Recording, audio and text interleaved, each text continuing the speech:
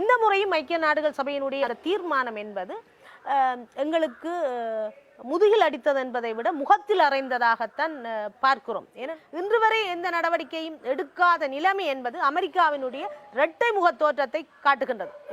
Kamala Harris என்பவர் தமிழ் பெண்ணாக இருந்திருக்கலாம், ஆனாலும் எந்த அளவுக்கு ஈழத்தமிழர்களுடைய நலன் சார்ந்து சிந்திக்கக்கூடியவராக இருக்கின்றார் என்பது தெரியவில்லை. நாங்கள் இப்பொழுது குரல்களை நெரிக்கப்பட்ட ஒரு ஆட்சிக்குள் இருக்கின்றோம். அதுபோல இந்தியாவிலேயும் தமிழர்கள் புறக்கணிக்கப்படுகின்ற நிராகரிக்கப்படுகின்ற நிலைமை இருக்கு. இலங்கையினுடைய விஷயத்தில் இந்தியாவினுடைய அரசியல் தோற்று போனதாத்தான் நாங்கள் பார்க்கிறோம். நேர்களுக்கும் அன்பார்ந்த வணக்கம். இன்றைய தினம் எம்முடன் இணைந்து கொள்கின்றார் ஈழத்தமிழர் சுயாட்சி கழகத்தின் செயலாளர் நாயகமும் முன்னாள் வடமாகாண அமைச்சருமான நந்தி சசிதரன். வணக்கம். வணக்கம். ஜெனீவா அமர்வுகள் தற்போது ஆரம்பமாகி இருக்கின்றன.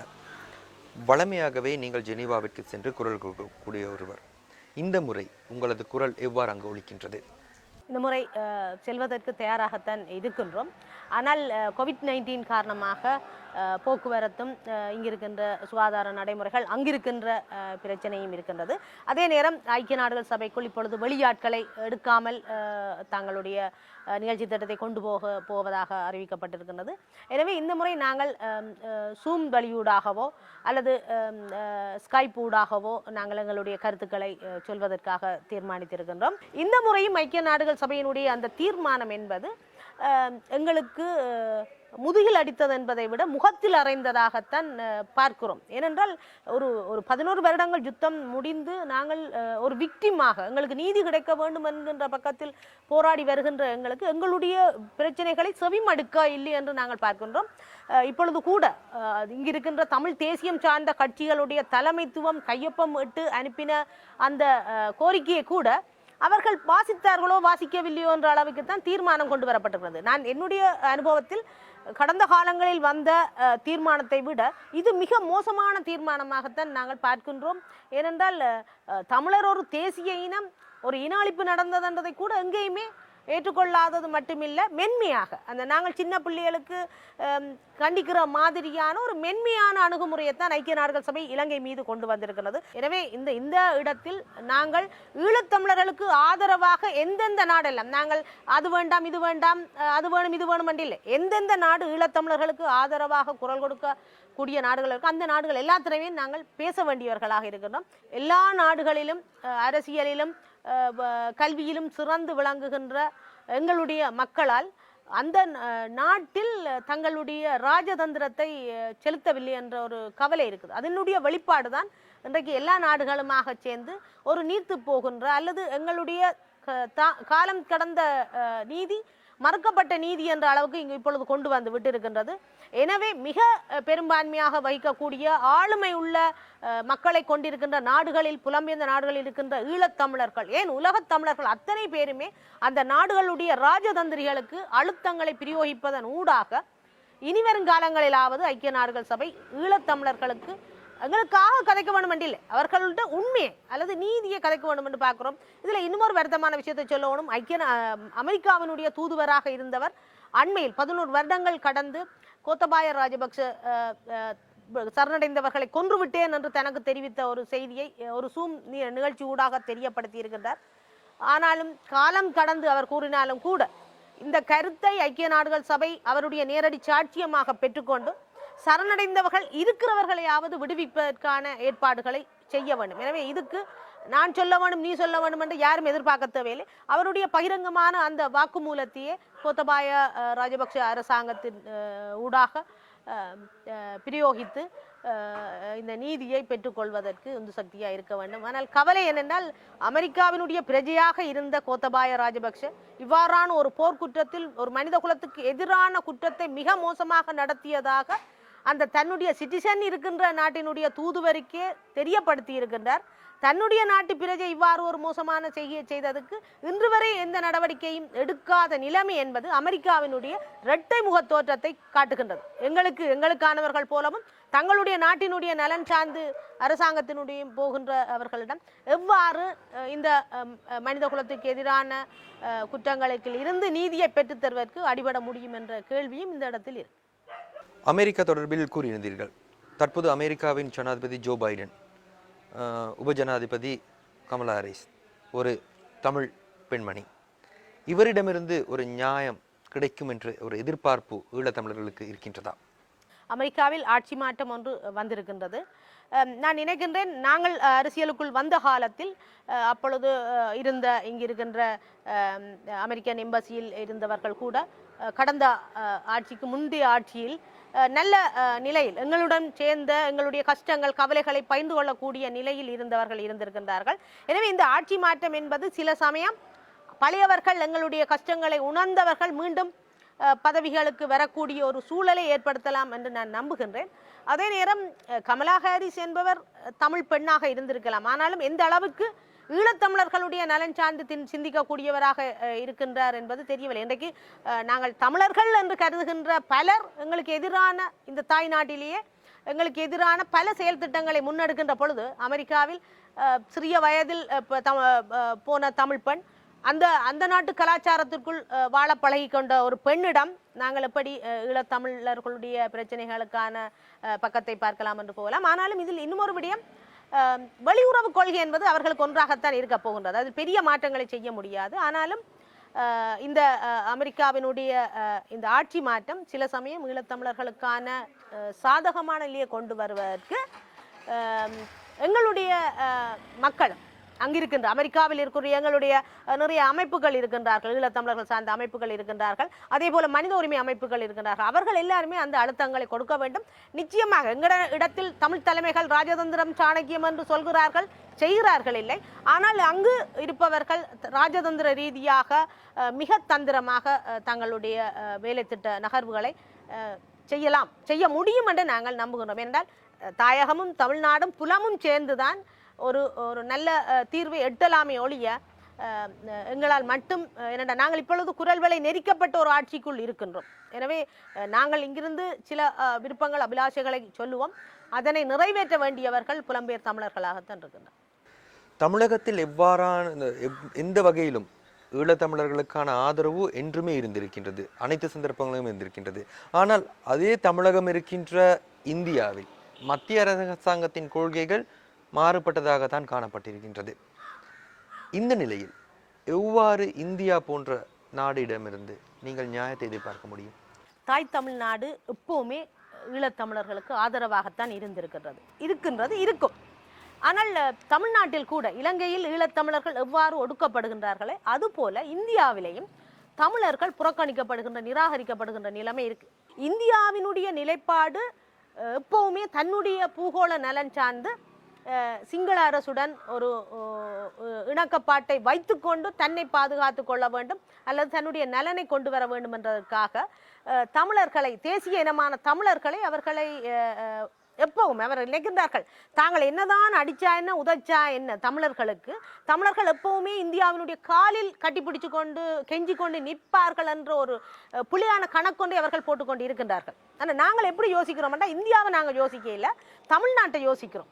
நாங்கள் வடக்கு கிழக்கு வாழ் தமிழர்கள் எப்பவுமே இந்தியாவுக்கு எந்த ஒரு இடரும் வராமல் நாங்கள் ஒரு எல்லை பாதுகாப்பான மக்களாக இருக்க வேணும் என்று நாங்கள் இப்போ நினைக்கிறோம். ஆனால் இது நெடுகளுமே இதே நிலையா இருக்காது. ஏனென்றால் எங்களுடைய நலன் சார்ந்து எந்தெந்த நாடு எங்களுக்கு ஆதரவு தருவதோ அந்த நாடுகளோடையும் நாங்கள் பேச வேண்டும். கடந்த கால அரசியலில் நீங்கள் பார்த்தால் எங்களுடைய கூட்டமைப்பும் சரி, அதற்கு பின்னர் வந்த கட்சி தலைமைகளும் இந்தியாவோட போய் பேச இல்லை. மோடி இப்போ 2வது முறையும் மோடி வந்திருக்கிறார். மோடிகிட்ட போய் எங்களுக்கு இத்தனையாம் ஆண்டிலேருந்து எங்களுக்கு இப்படி வரலாற்று ரீதியாக இன அழிப்பு நடந்ததுன்றதை போய் சொல்லி பேசுறதுக்கான வாய்ப்பு நாடையில எங்களுடைய ஆகலும் எங்க நாடிச்சினோம்னா அமெரிக்காவையும் மேற்குலகையும் நாடுற பக்கத்தில் இருந்ததால பக்கத்தில் இருந்த இந்தியாவை நாடையில்லை இவை. அப்ப இது ஒரு எங்கட பிழை, எங்களுடைய அரசியல் தலைமைத்துவத்தின் ராஜதந்திரம் இல்லாத ஒரு தன்மையை நாங்கள் இதுல பார்க்கிறோம். இந்த இடத்துல தான் நாங்கள் இன்னொன்றையும் சொல்லுறோம், இந்தியா என்னதான் செய்தாலும் நாங்கள் காலையில விழுவோம் என்ற மனநிலையில எங்களுடைய அரசியல்வாதிகள் தந்திரமாக மாற்றங்களை கொண்டு வர வேணும். அதுக்காக எல்லா நாட்டோடையும் பேச வேணும். அப்படியால் அந்த பிரச்சனையை இந்த எங்களுடைய ஈழத்தமிழர்களுடைய நலன் சார்ந்து இந்தியாவினுடைய வெளியுறவு கொள்கை என்பது இலங்கை அரசாங்கத்துக்கு சாதகமாக இருப்பதும், போருக்கு பின்னரான சூழலில் திரைப்படத்துறையில் இருந்து இன்றைக்கு இலங்கை சிங்கள பேரினவாதிகளுடைய நிறைய முதலீடு இந்தியாவிலே இருக்கு. இந்தியாவில் இருக்கிற நிறைய ஆக்கள் சிங்கள அரசுடன் இணங்கி போகின்றவர்களுடைய முதலீடு இலங்கையிலே இருக்கு. அப்ப இந்த நிலையெல்லாம் எப்படி வருது என்றால் இந்த ரெண்டு அரசுக்குமான ஒரு இணக்கப்பாட்டை கொண்டு வர நிலையா இருக்கிற ஒழிய ஈழத்தமிழர்களுடைய நலன் சார்ந்து அவர்கள் ஒரு நகர்வை செய்ய நாங்கள் சும்மா ஒரு அதுக்குள்ள இருக்கிற இனம். ஆனால் இவைக்கு தேவை துறைமுகம், போக்குவரத்து, விமான போக்குவரத்து, தன்னுடைய கடல் எல்லைப்பரப்பை பாதுகாப்பதற்கு வேறு ஒரு நாடு இலங்கையில் ஊடுருவாமல் இருக்கிறதுக்கு எவ்வளவு மென்போக்காக இலங்கையிடம் போவோமோ அந்த அளவுக்கு போவோம் என்று அவர்கள் நினைக்கிறார்கள் இந்தியா. ஆனால் நாங்கள் நினைக்கிறோம் எவ்வாறெனில் இலங்கை இவர்கள் எல்லாரையுமே தூக்கி எறிந்துவிட இலங்கையினுடைய விஷயத்தில் இந்தியாவினுடைய அரசியல் தோற்று போனதாகத்தான் நாங்கள் பார்க்கிறோம். அதன் விளைவு தான் இன்றைக்கு சீனாவினுடைய ஆதிக்கமாக இருப்பதும் இங்கிருக்கின்ற பிரச்சனைகள் எல்லாமே இந்தியாவினுடைய சாணக்கியம் இலங்கையில் இல்லை.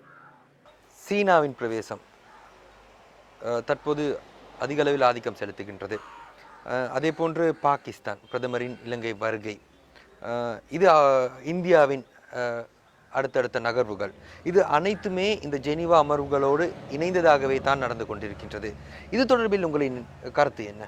கடந்த காலங்களில் பார்த்தால் ஈழத்தமிழர்களை அழிப்பதில் இந்தியாவுக்கும் ஒரு காத்திரமான பங்கு, அதே போல சைனாவுக்கும் ஒரு காத்திரமான பங்கு, பாகிஸ்தானுக்கும் காத்திரமான பங்கு இருக்கு. இப்போ ஈழத்தமிழர்களுடைய விடயத்தில் இந்த எதிரெதிர் துருவங்களாக இருக்கின்ற இந்த மூன்று நாடுமே ஒன்றா தான் நின்று இருக்கு.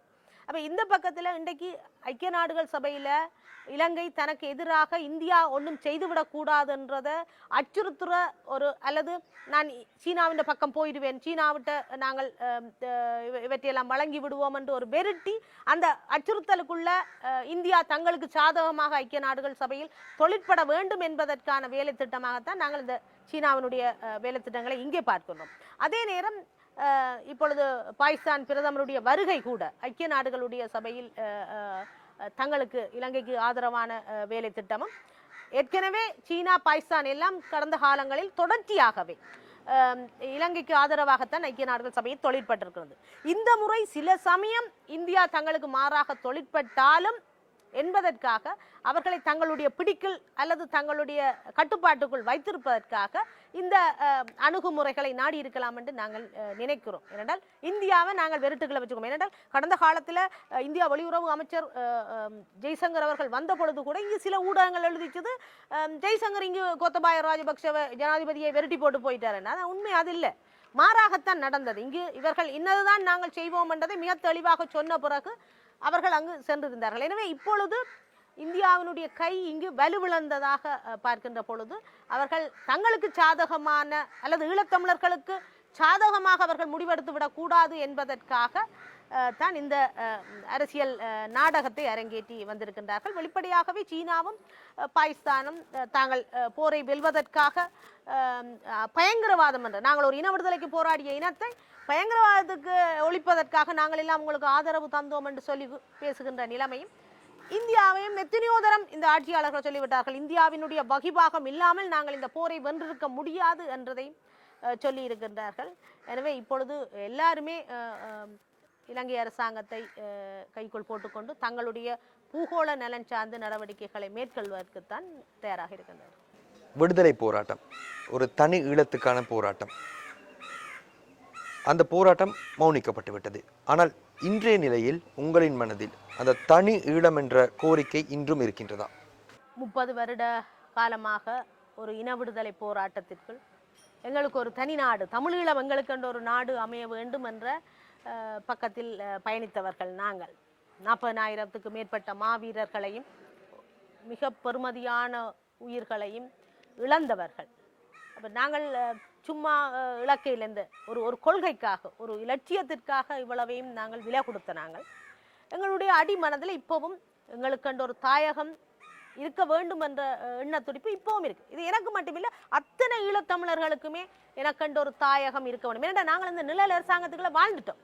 களவில்லாத, பொய்யில்லாத, கற்பழிப்பில்லாத, மிக நேர்த்தியான, நல்ல கல்வி புலம் கொண்ட, நல்ல பொருளாதார வளம் கொண்ட, அவ்வளவு ஒரு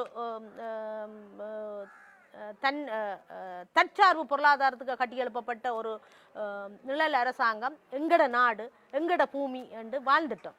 அப்போ அது டக்கண்டு கனவா போன மாதிரி 2009 எல்லாருமே சேர்ந்து அழிச்சிட்டினோம். ஆனால் எங்களுக்கு ஒரு ஒரு இனப்பிரச்சனை இருக்குன்றது உலகம் எல்லாம் ஏற்றுக்கொண்டது. எல்லாம் இணை அனுசரணை கொடுக்கணும் எல்லாம் பேசினவே. ஆனால் இப்போ ஏதோ எங்களுக்கு மத பிரச்சனையும் மொழி பிரச்சனையும் இருக்கிற மாதிரி எல்லா நாடும் ஒதுங்கிட்டது. ஆனால் எல்லா நாட்டுக்குமே ஒரு தார்மீக பொறுப்பு இருக்குது. நோர்வேல எரிக் சொல்கையும் எல்லாத்தையும் அழிச்சு போட்டு போயிட்டு இப்போ வந்து நிற்கிறார், நான் உங்களுக்காக பேசுகிறேன். நோர்வே எங்கெங்கெல்லாம் கால் வைக்குது அங்கெல்லாம் நாடு அழிஞ்சது தான் வரலாறு, இன விடுதலை போராட்டம் அழிஞ்சது தான் வரலாறு. அப்போ இப்போ எங்களோட மனதில் இப்போவும் எங்களுக்கு இருக்குது. இன்றைக்கு சரணடைஞ்ச காணா போனாக்களை விட இல்லை, அரசியல் கைதிகளை விட இல்லை, நிலங்கள் பறிக்கப்படுது, எங்களுடைய ஆலயங்கள் எங்களுடைய இடங்கள் எல்லாமே எங்கள்ட போய்கொண்டிருக்குது. அதை விட இன்றைக்கு வெளிப்படையாது போகிறத விட இராணுவ கட்டமைப்பை வச்சுக்கொண்டு பெரிய பெரிய இடங்களில் இராணுவ கட்டமைப்பை நிறுவிக்கொண்டு மறைமுகமான நிறைய ஆக்கிரமிப்புகள் கட்டமைக்கப்பட்ட இன அழிப்பு மறைமுகமாக நடந்து கொண்டிருக்கு. அப்போ இதெல்லாம் நடக்கிற பொழுது எங்களுக்கு இப்போவும் எங்களுக்கு ஒரு தனி நாடு ஒன்று இருக்க வேணும், எங்களுக்கு ஒரு தாயகம் இருக்க வேணும்ன்றதில் நாங்கள் எங்களுடைய அடிமனது விரும்புது. ஏன்னா நாங்கள் அந்த ஒரு இன விடுதலை போராட்டத்துக்குள்ள வந்து நாங்கள் அப்போ இவ்வளவு தியாகமும் வீண் போகாது, வீண் போகக்கூடாதுன்றதுலையும் நாங்கள் தெளிவாக இருக்கிறோம். நாங்கள் பார்க்குறோம் காலம் மாற்றம், நாடுகளுடைய ஆட்சி மாற்றங்கள், அதிகார மாற்றங்கள் வருகின்ற பொழுது ஈழத்தமிழர்களுக்கான நியாயமும் கிடைக்கும் என்று நம்புகிறோம். ஆனால் நாங்கள் தமிழீழம் என்ற ஒரு நாட்டில் ஒரு நல்ல தலைவனுக்கு கீழே வாழ்ந்தோம், அது ஒரு பொற்காலம். அந்த காலத்தில் நாங்கள் வாழ்ந்தோம் என்றது எங்களுக்கு ஒரு பெருமையானதைத்தான் பார்க்குறோம். ஆனபடியால் தாயக கனவோட மரணித்தவர்களுடைய கனவு நனவாக வேணும் என்றதில் நாங்கள் எப்பவுமே தெளிவாக இருக்கிறோம்.